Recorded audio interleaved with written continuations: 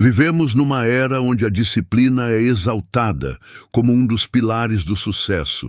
Redes sociais, livros de autoajuda, treinadores motivacionais, todos eles batem na mesma tecla. Seja disciplinado. E sim, a disciplina é uma força poderosa. É ela que permite que uma pessoa estude enquanto todos estão dormindo, que trabalhe mesmo sem motivação, que diga não a prazeres momentâneos para colher recompensas futuras. No entanto, há um lado oculto nesse conceito tão romantizado. Existe um ponto em que a disciplina deixa de ser uma virtude e se transforma em uma prisão invisível. Esse é o desafio silencioso, e talvez, sem perceber, você já esteja sendo enfraquecido por ela. Disciplina, em seu sentido mais puro, é a capacidade de agir de forma consistente com seus objetivos, independentemente do seu estado emocional, momentâneo. É uma forma de autocontrole, mas a pergunta que quase ninguém faz é: disciplina para quê? Para qual direção você está aplicando tanta força de vontade? Está te levando para uma vida de realização ou está te transformando numa máquina de hábitos cegos? Muitas pessoas confundem disciplina com rigidez. Começam a viver como se estivessem em um regime militar, impondo regras duras a si mesmas, sem espaço para questionamento, descanso ou prazer. Elas acordam às 5 da manhã, seguem uma lista inflexível de tarefas, evitam qualquer desvio de sua rotina e se punem mentalmente ao menor deslize. À primeira vista, isso parece admirável, mas com o tempo, esse comportamento deixa de ser construtivo e se torna destrutivo. A pessoa não está mais agindo por escolha consciente, mas por medo de fracassar, medo de ser julgada, medo de perder o controle. Isso não é disciplina, isso é compulsão disfarçada de virtude. Um dos maiores erros é acreditar que disciplina é sinônimo de repressão emocional. Pessoas extremamente disciplinadas muitas vezes aprendem a ignorar suas emoções, a suprimir sentimentos de exaustão, tristeza ou insatisfação. Elas dizem para si mesmas: não importa como eu me sinto, o que importa é o que eu tenho que fazer. E assim seguem, empurrando para baixo tudo aquilo que não cabe na agenda. Só que emoções não desaparecem só porque foram ignoradas. Elas se acumulam. Se você não escuta seu corpo e sua mente, eles vão encontrar outras formas de se manifestar. Ansiedade, insônia, crises de pânico, falta de motivação, sensação de vazio. Tudo isso pode ser o preço silencioso de uma disciplina mal compreendida. Outro aspecto crítico é o vínculo entre disciplina e identidade. Quando você se apega demais à ideia de ser uma pessoa disciplinada, qualquer falha se transforma numa crise de identidade. Você perde um treino, sente que fracassou como ser humano. Come um doce fora da dieta, se sente fraco, sem valor. Falha uma tarefa no trabalho, entra num ciclo de autodepreciação. Esse tipo de pensamento destrói a autoestima. A disciplina não deveria ser uma prisão moral. Ela deveria ser uma ferramenta para o autodesenvolvimento, e não uma arma apontada contra si mesmo. Além disso, muitos confundem disciplina com produtividade. Acham que quanto mais tarefas completarem, mais disciplinadas são. Entram num ritmo frenético de fazer, sem parar para refletir se estão fazendo as coisas certas. Tornam-se escravas da própria agenda. É o famoso vício da produtividade. Você está sempre ocupado, mas não está necessariamente progredindo. Está apenas se mantendo em movimento, como um hamster correndo na roda. Essa é uma das maiores armadilhas da vida moderna. A ilusão de progresso constante. A verdadeira disciplina exige mais do que esforço. Ela exige consciência. É preciso saber quando insistir e quando parar, quando persistir e quando mudar de direção, quando dizer sim e quando corajosamente dizer não, inclusive a si mesmo. Isso é algo que raramente é discutido. A cultura da disciplina muitas vezes silencia a escuta interior. Nos ensina a vencer a si mesmo, mas não nos ensina a nos conhecer de verdade. Vamos pegar como exemplo o estoicismo, uma das filosofias mais associadas à disciplina. Os estoicos valorizavam o autocontrole, sim, mas não como forma de repressão, e sim como um meio de alcançar a liberdade interior. Para eles, ser disciplinado era estar no controle da própria mente e não dominado por desejos ou pressões externas. Mas isso vinha junto com uma profunda autorreflexão, com um constante questionamento sobre o que realmente vale a pena. Os estoicos sabiam que viver sem prazer e sem sentido também era um tipo de escravidão. Disciplina, para eles, era equilíbrio, não rigidez. Agora pense em quantas vezes você aplicou disciplina em algo que nem sabia se queria de verdade. Quantas vezes seguiu metas que foram impostas por outras pessoas, pela sociedade, pelos pais, pelo chefe, pelas redes sociais. Quantas vezes você se esforçou não por convicção própria, mas para atender expectativas alheias. A disciplina, nesse caso, não foi uma força de liberdade, mas uma corrente invisível que te manteve preso. Você parecia no controle, mas estava sendo controlado.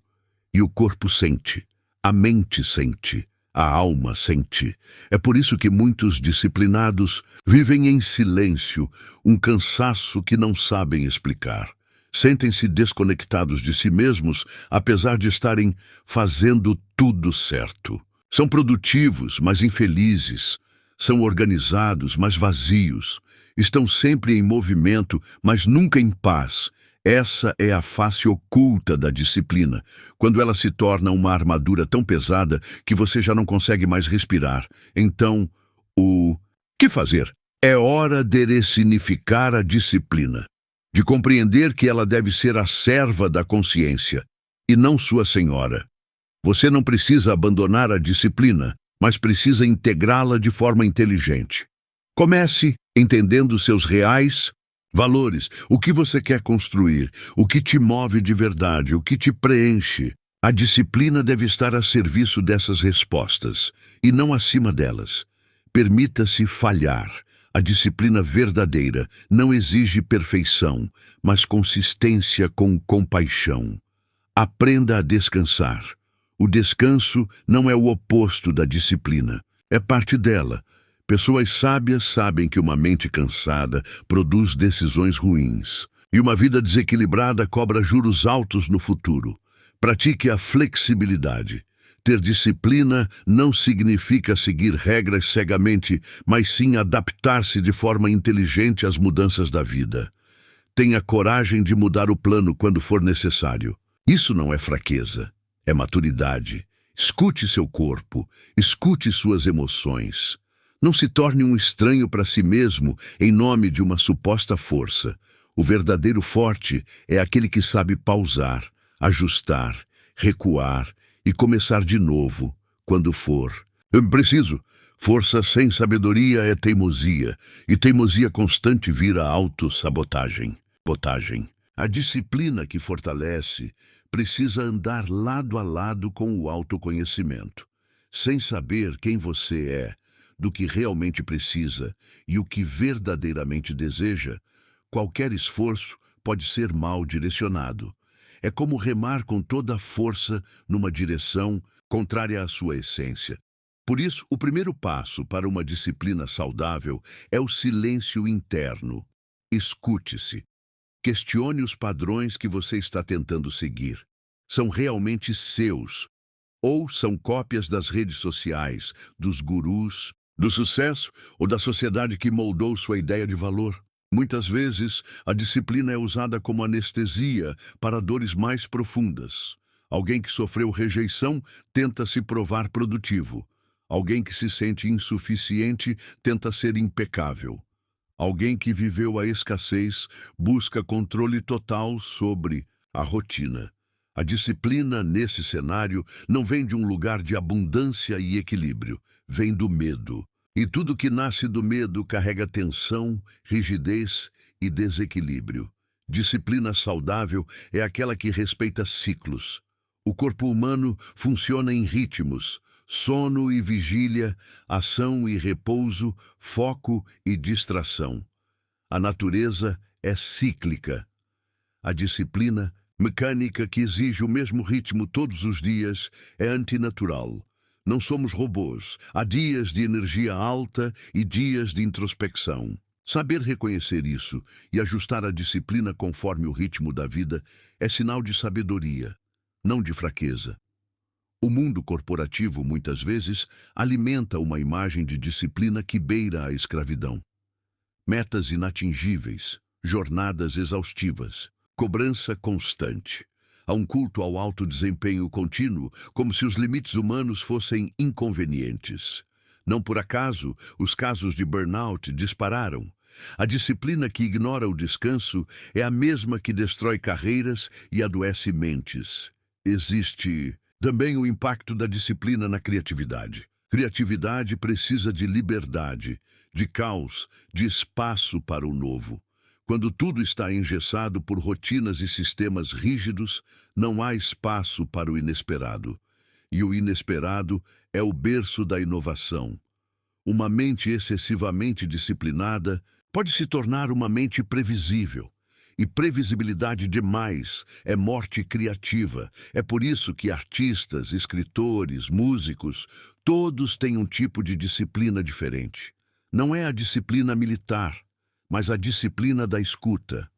Escutam o momento certo de agir, o momento certo de parar, o fluxo natural da inspiração. Eles respeitam a maré interna. E, paradoxalmente, isso os torna extremamente produtivos, porque sua disciplina vem de dentro, não de fora. Disciplina também pode enfraquecer relacionamentos. Pessoas muito rígidas tendem a esperar o mesmo dos outros. Tornam-se intolerantes, com falhas, atrasos, mudanças de planos. A vida em sociedade exige flexibilidade, empatia, abertura. A disciplina que não contempla o outro cria barreiras emocionais. É como viver num quartel onde só você marchando. Ninguém consegue te acompanhar e você acaba só. E quando se está só, a disciplina vira uma máscara. Você cumpre sua rotina, mas não sente. Executa, mas não vibra. Entrega, mas não se envolve. E isso gera um tipo de esgotamento emocional mais profundo. Aquele que não vem do cansaço físico, mas do vazio existencial. É a alma pedindo socorro. Nesse ponto, vale uma provocação. Você conseguiria passar um dia inteiro sem seguir nenhum plano, nenhuma tarefa, sem organizar nada? Apenas sendo, sentindo, presente. Se isso te assusta ou parece impossível, talvez você esteja refém da disciplina. Talvez ela tenha se transformado numa zona de controle, onde você se esconde de tudo que é imprevisível, inclusive de si mesmo. Mas existe cura, existe equilíbrio. E ele começa quando você entende que disciplina não é um fim, é um meio de alcançar propósito, bem-estar, evolução. Quando usada com sabedoria, disciplina é libertadora. Ela estrutura seu tempo, protege sua energia e sustenta seus sonhos. Mas ela precisa ser flexível como o bambu e não rígida como o ferro, porque o bambu se curva ao vento, mas não se quebra. Já o ferro, se forçarem demais, parte-se. Disciplina verdadeira é aquela que anda junto da escuta, da adaptação, do sentimento. É aquela que se questiona, que se reinventa, que não tem medo de dizer hoje não quando o corpo pede pausa, que não se culpa por descansar, que não exige perfeição, mas presença. No fim das contas, ser disciplinado não é ser invencível, é saber cair e levantar com leveza, é manter a constância com alegria, é construir algo grande com amor e não com sofrimento. Portanto, se a disciplina está te enfraquecendo, pare, respire, reavalie. Talvez não seja ela que esteja errada, mas sim a forma como você a compreendeu. transforme-a em aliada. E lembre-se, a vida é um movimento.